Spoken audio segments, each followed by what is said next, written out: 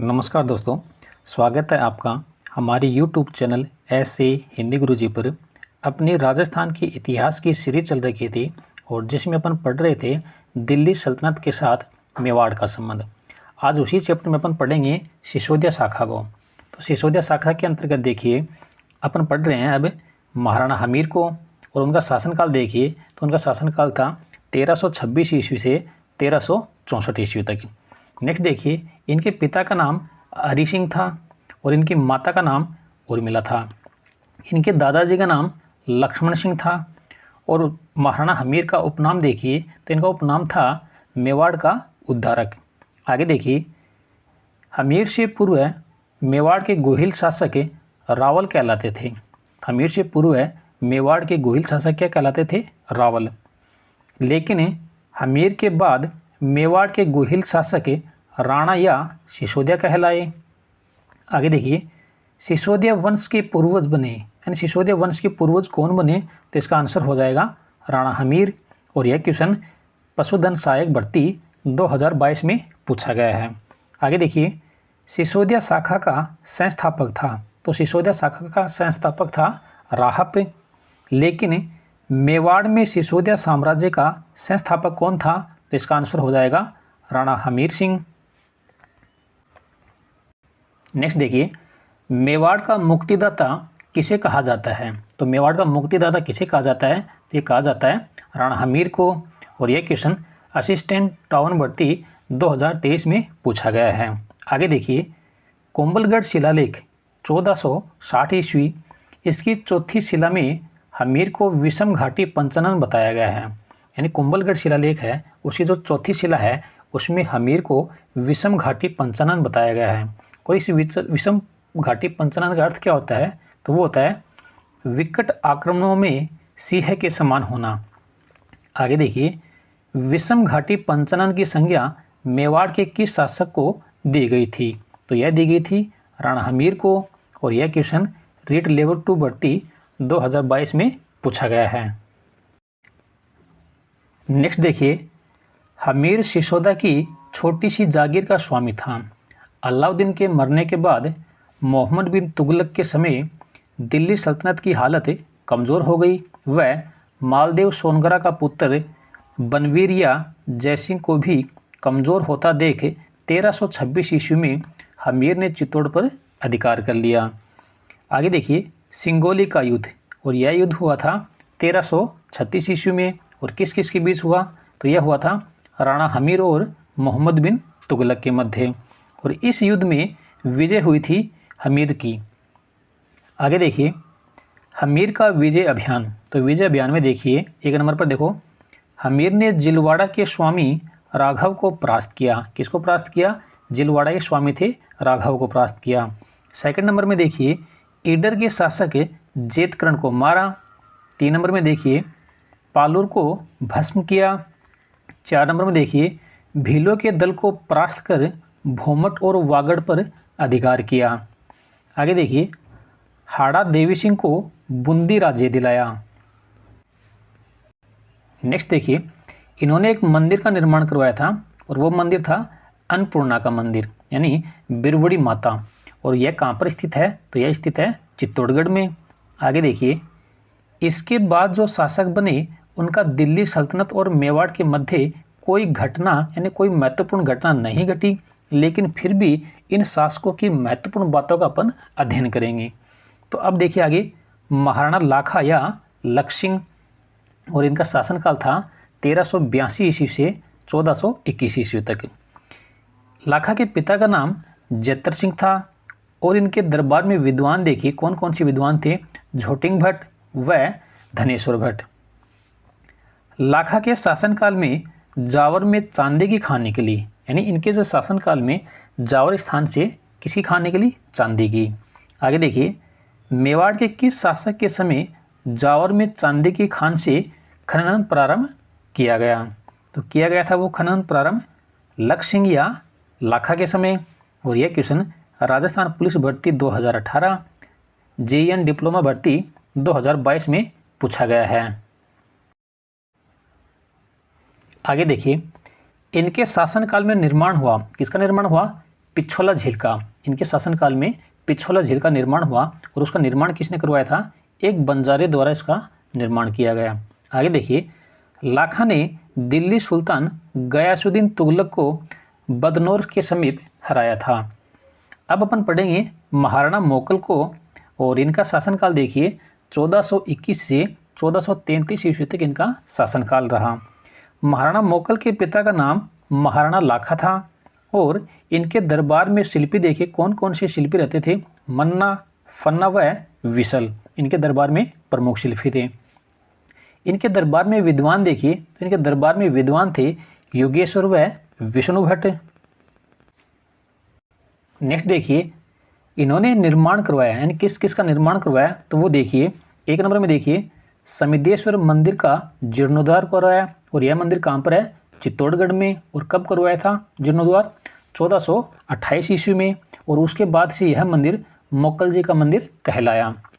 Second number पर देखिए एकलिंग मंदिर का जीर्णोद्धार करवाया। 3 नंबर में देखिए भागेला तालाब का, यानी भागेला तालाब को बनवाया। अब अपन पढ़ेंगे महाराणा कुंभा को, और महाराणा कुंभा का शासनकाल था 1433 ईस्वी से 1468 ईस्वी तक इनका शासनकाल रहा। कुंभा के पिता का नाम महाराणा मोकल था और इनकी माता का नाम सौभाग्य देवी था।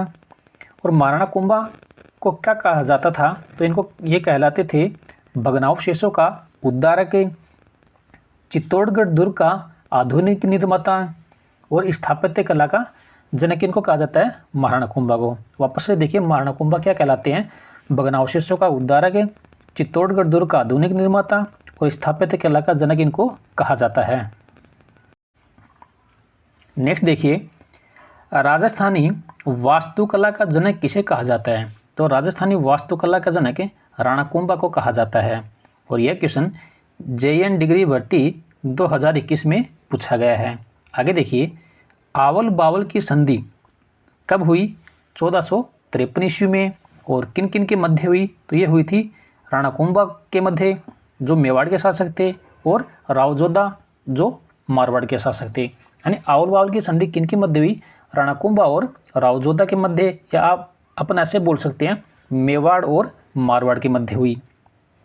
यह संधि हंसाबाई की मध्यस्थता में हुई। इन्होंने इन दोनों के बीच संधि करवाई थी, किसने? हंसाबाई ने। आगे देखिए, सारंगपुर का युद्ध 1437 ईस्वी में हुआ। कब हुआ? 1437 ईस्वी में।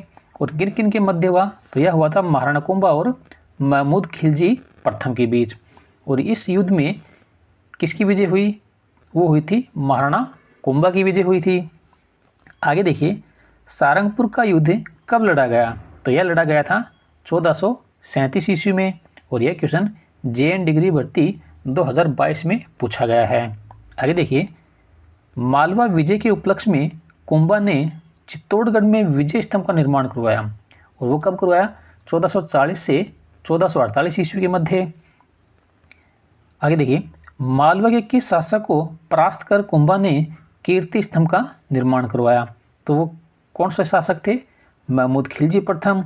और यह क्वेश्चन रेट लेवल 2 भर्ती 2023 में पूछा गया है। नेक्स्ट देखिए, अब हम पढ़ेंगे चंपानेर की संधि, और यह हुई थी 1456 ईस्वी में। यह संधि कुंभा के विरुद्ध हुई थी। किसके विरुद्ध हुई थी? महाराणा कुंभा के विरुद्ध।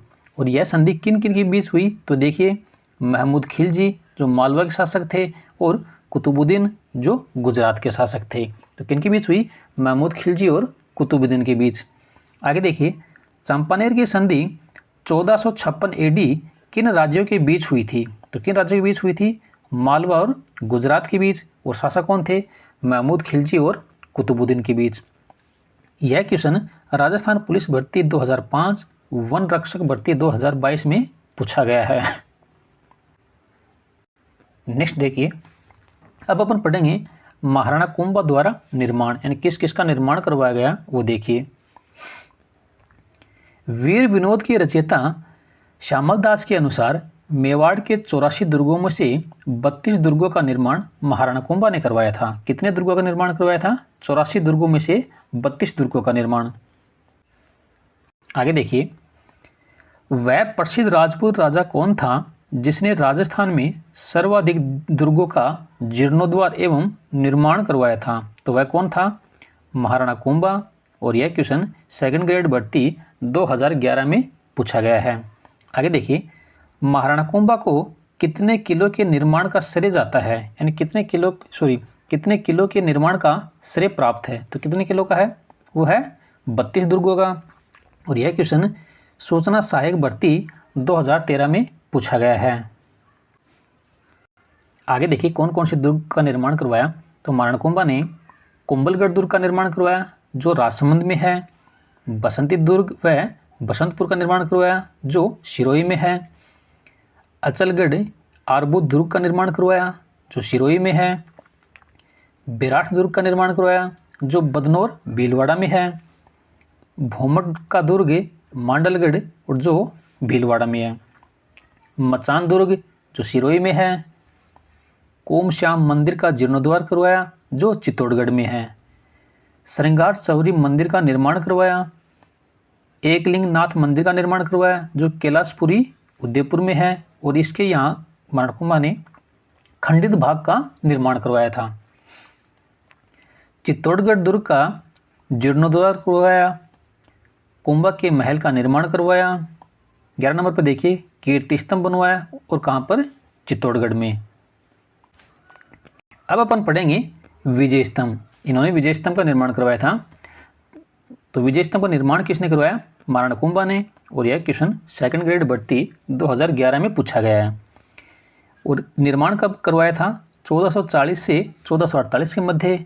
और यह विजय स्तंभ किसको समर्पित है? तो यह समर्पित है भगवान विष्णु को। और यह 9 मंजिला है। ठीक है, आगे देखिए, अब अपन पढ़ेंगे महाराणा कुंभा की उपाधियाँ। कौन कौन सी उन्होंने उपाधियाँ धारण की वो देखिए। तो 1 नंबर पर देखिए राजगुरु। और यह उपाधि राजनीतिक सिद्धांतों में दक्ष होने के कारण उनको मिली थी। 2 नंबर पर देखिए दान गुरु। और यह उपाधि विद्वानों, कलाकारों, निर्धनों को दान देने के कारण उन्हें प्राप्त हुई। अब अपन पढ़ेंगे 3 नंबर पर हाल गुरु। और यह उपाधि गिरि दुर्गों का स्वामी होने के कारण इनको प्राप्त हुई।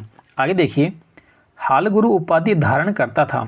कौन धारण करता था? महाराणा कुंभा। और यह भर्ती आरओ भर्ती 2022 में यह क्वेश्चन पूछा गया है।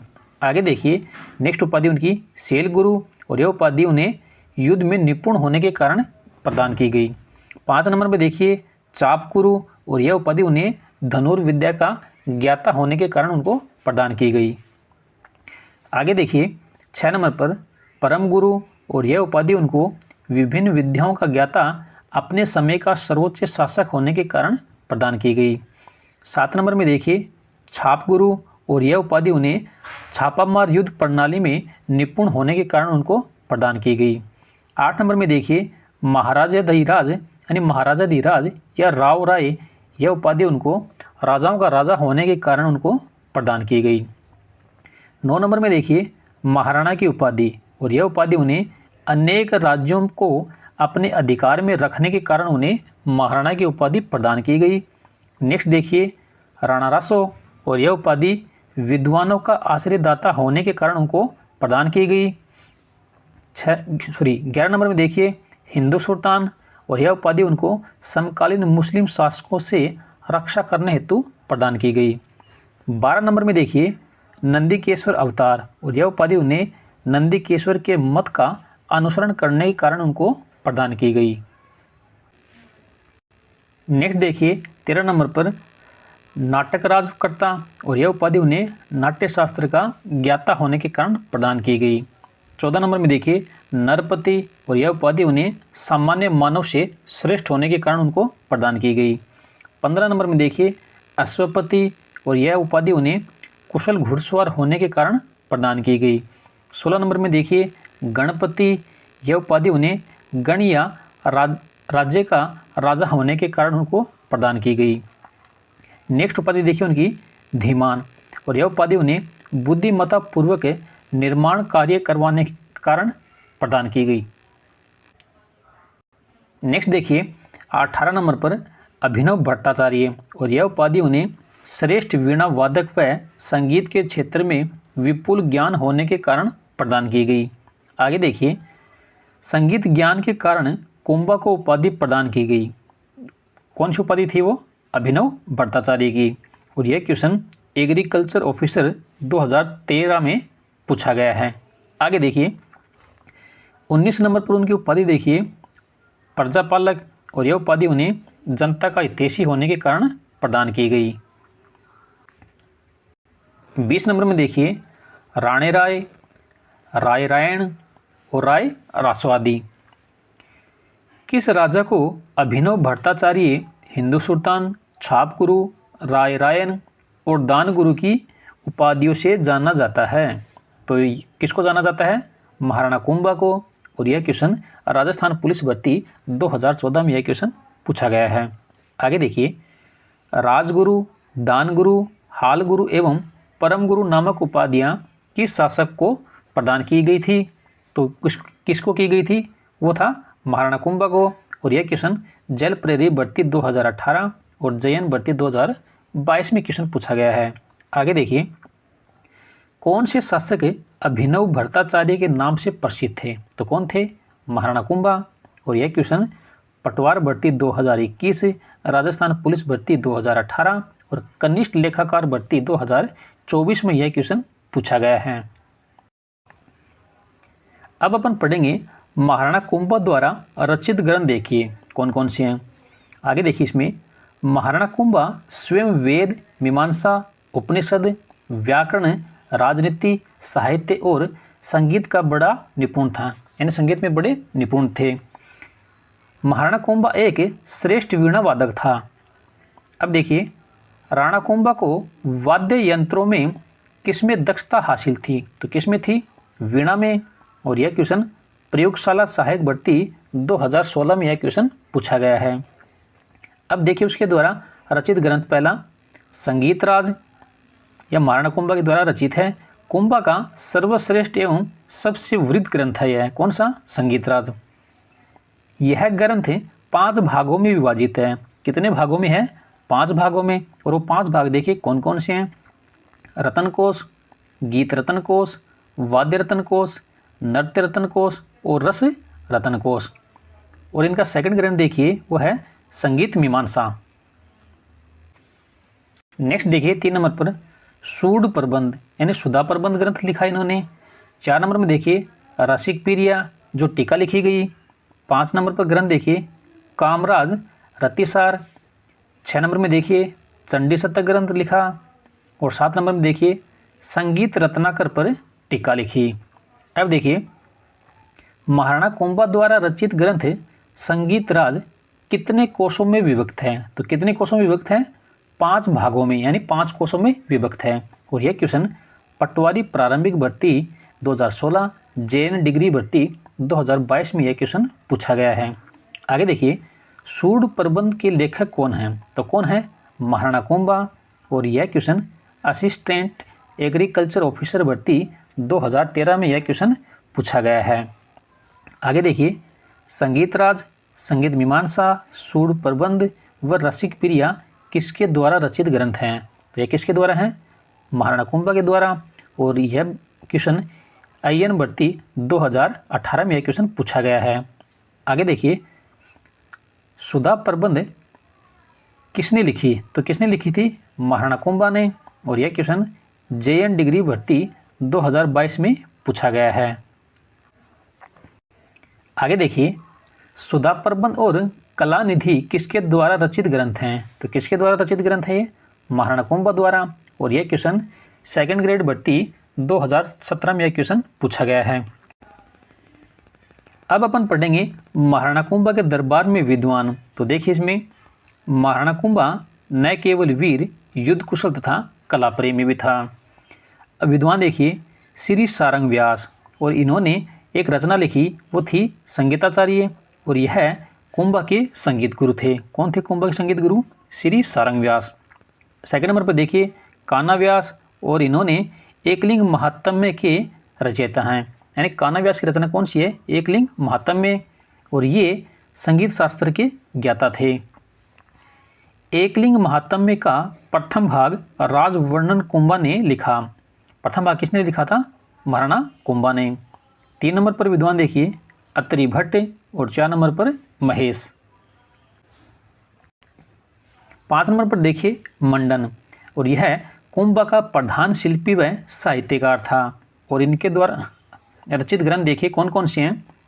प्रसाद मंडन, राजवल्लभ मंडन, रूप मंडन, वास्तुसार, वास्तुमंडन, कोदंड मंडन, वेद मंडन और देवमूर्ति प्रकरण। शिल्पी शास्त्र मंडन द्वारा रचित रूप मंडन का संबंध किस विषय से है, और किस विषय से है, वो है मूर्तिकला से।